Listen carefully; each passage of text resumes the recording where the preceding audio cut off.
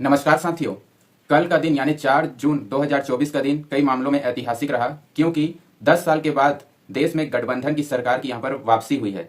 इसी के बारे में आज के वीडियो में हम चर्चा करेंगे और बताएंगे कि नतीजों के बीच प्रधानमंत्री मोदी के 34 मिनट के भाषण में क्या क्या यहां पर बातें कही गई हैं। तो आप वीडियो में बिल्कुल लास्ट तक बने रहिएगा। केंद्र में तीसरी बार सरकार बनाने के भाजपा के दावों के बीच प्रधानमंत्री नरेंद्र मोदी मंगलवार को पार्टी मुख्यालय पहुंचे। उन्होंने कार्यकर्ताओं को संबोधित किया, लेकिन जुबान पर भाजपा कम और एनडीए का नाम ज्यादा रहा। 34 मिनट के धन्यवाद भाषण में भाजपा का नाम 8 बार लिया तो एनडीए यानी भाजपा के सहयोगी दल का हवाला 10 बार दिया गया। प्रधानमंत्री ने विशेष तौर पर आंध्र प्रदेश के पूर्व मुख्यमंत्री चंद्रबाबू नायडू और बिहार के मुख्यमंत्री नीतीश कुमार का जिक्र किया। उन्होंने दोनों के नेतृत्व में शानदार प्रदर्शन की सराहना की। साथ ही तीसरे कार्यकाल में एनडीए नेतृत्व में अच्छा काम करने का यहां पर भरोसा दिया।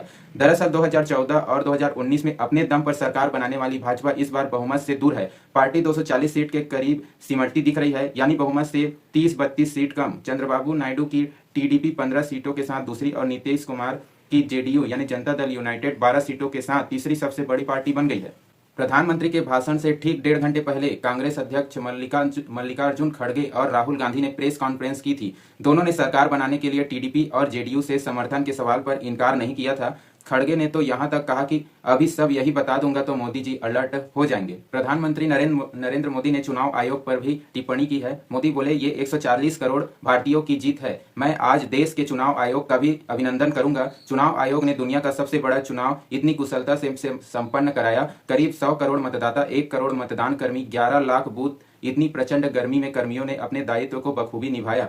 इस बार भारत में जितने लोगों ने मतदान किया वह दुनिया के अन्य लोकतांत्रिक देशों की संख्या से भी ज्यादा है। जम्मू कश्मीर ने रिकॉर्ड मतदान करके दुनिया में भारत को बदनाम करने वालों को आईना दिखा दिया। मैं देश भर के सभी दलों, सभी उम्मीदवारों का अभिनंदन करता हूं।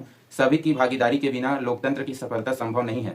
इस चुनाव के इस जनादेश के कई पहलू हैं। 1962 के बाद पहली बार कोई सरकार अपने 2 कार्यकाल पूरे करने के बाद तीसरी बार वापसी कर रही है। राज्यों में यहाँ भी विधानसभा के चुनाव हुए, वहां पर एनडीए को भव्य विजय मिली है। अरुणाचल प्रदेश, आंध्र प्रदेश, सिक्किम या उड़ीसा हो, इन राज्यों में कांग्रेस का सुपड़ा साफ हो गया है। शायद इन्हें जमानत बचाना भी मुश्किल हो गया होगा। उड़ीसा, आंध्र प्रदेश में अपनी जीत के बारे में भी उन्होंने चर्चा की। यह पहली बार होगा जब जगन्नाथ की धरती पर बीजेपी का सीएम होगा। बीजेपी ने केरल में भी सीट जीती है। तेलंगाना में हमारी संख्या दोगुना हो गई है। मध्य प्रदेश, गुजरात, छत्तीसगढ़, दिल्ली, उत्तराखंड, हिमाचल प्रदेश, ऐसे कई राज्य में हमारी पार्टी ने क्लीन स्वीप किया है। विश्वास दिलाता हूं कि केंद्र सरकार विकास में कसर नहीं छोड़ेगी। यूपीए के कार्यकाल पर भी यहां पर उन्होंने चर्चा की है। 2013-14 में देश निराशा में डूब चुका था। हर दिन अखबारों की हेडलाइन घोटालों से भरी रहती थी। युवा भविष्य को लेकर आशंकित थे। ऐसे समय देश ने हमें मौका दिया। हम सभी ने पूरी ईमानदारी से काम किया। 2019 में इसी प्रयास पर विश्वास व्यक्त करते हुए देश ने प्रचंड जनादेश दिया। इसके बाद एनडीए का दूसरा कार्यकाल विकास की गारंटी बन गया। प्रधानमंत्री श्री नरेंद्र मोदी ने यहाँ पर अपनी मां को भी याद किया। आज का यह पल निजी तौर पर मेरे लिए बहुत ही भावुक करने वाला पल है। मेरी मां के जाने के बाद यह मेरा पहला चुनाव था, लेकिन सच मानिए देश की मां, बहनों और बेटियों ने मां की कमी मुझे खलने नहीं दी। मैं जहां जहां भी गया मुझे आशीर्वाद मिला। देश में महिलाओं ने वोटिंग के सारे रिकॉर्ड तोड़ दिए। देश की माताओं बहनों ने मुझे नई प्रेरणा दी है। प्रधानमंत्री मोदी ने अपने 10 साल के कार्यकाल का भी यहाँ पर जिक्र किया। उन्होंने कहा कि पिछले 10 साल में देश ने कई बड़े फैसले लिए हैं। हमने दुनिया की सबसे बड़ी जन कल्याणकारी योजनाएं चलाई। आजादी के 70 साल बाद 12 करोड़ लोगों को नल से जल मिला, 4 करोड़ लोगों को पक्के घर मिले, 80 करोड़ लोगों को मुफ्त राशन मिला। राष्ट्र प्रथम की इसी भावना के चलते कश्मीर में धारा 370 हटी। आप याद करिए, कोरोना का इतना बड़ा संकट भी इसी दौरान आया था। प्रधानमंत्री मोदी ने विकसित भारत के अपने सपने को एक बार फिर से मंच से साझा किया है। उन्होंने कहा कि हमने वही फैसला लिया जो देश हित में था, जनहित में था। इसी का नतीजा है कि आज भारत दुनिया की सबसे तेजी से विकसित होती इकोनॉमी है।